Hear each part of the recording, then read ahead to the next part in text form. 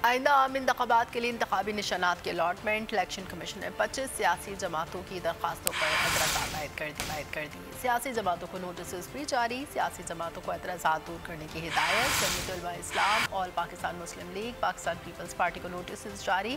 Peoples मुस्लिम league, Pakistan अवामी league को भी notice जारी। इलेक्शन कमीशन एतराज़ात पर कल समाअत करेगा।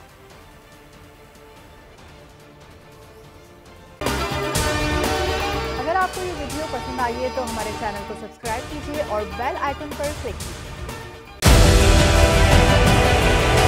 डिजिटल लोन स्कैम, आवाम को कर्जों के जाल में फंसाकर लूटने वाले भेड़िए बेनकाब। बोल की काविशें बाराबर साबित हो गईं। ऑनलाइन कर्ज माफिया के गिर्द घेरा तंग हो गया है।